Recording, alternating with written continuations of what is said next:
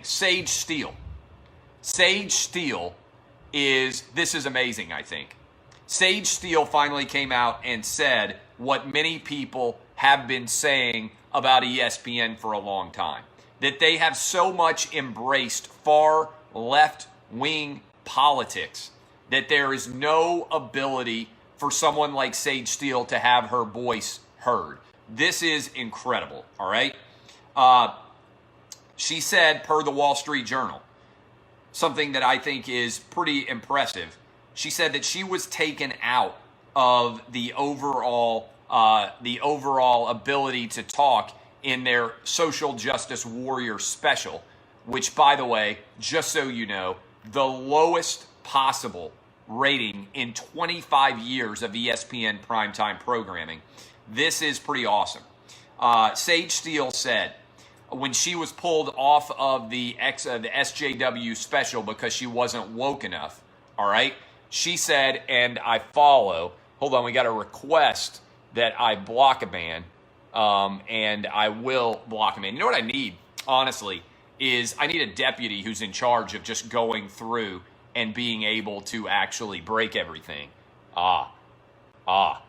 Boom. That man is dead. All right, so Sage Steele said as follows, all right, you ready?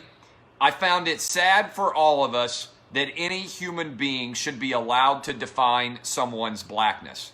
Growing up biracial in America with a black father and a white mother, I have felt the inequities that many, if not all, black and biracial people have felt. Being called a monkey, the N-word, having ape sounds made as I walked by, words and actions that all of us know sting forever. Most importantly, trying to define who is and isn't black enough goes against everything we are fighting for in this country and only creates more of a divide.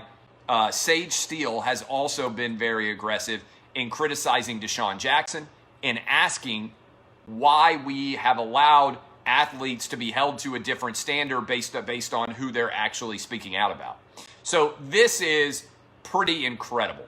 Sage Steele has gone public and told you everything that I've been saying about ESPN, about Woke Center, about ESPN treating different opinions differently based on what those opinions are from a political perspective, and she blew them up. That, by the way, is from the Wall Street Journal.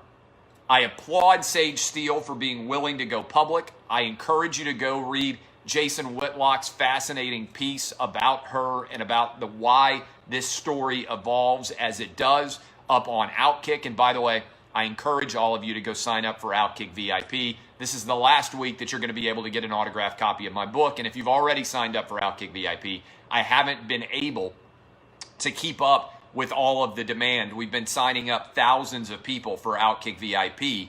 And as a result, we're way behind. I don't even know that there are thousands of copies of my book still in existence. So we're having to go get all those books right now. All right.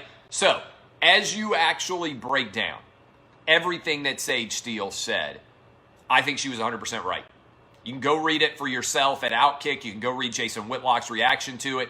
This is pretty outstanding in general. And I encourage you to go spend the time to check and see everything that Sage Steele said. And by the way, I love sniping people. I'm on a record roll here right now.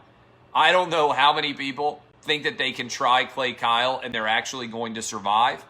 Again, if I happen to take a chance to look down and I think, my God, why in the world is this person allowed to comment on my show when they're clearly not smart enough to even be able and actually keep any kind of semblance of a normalcy going there?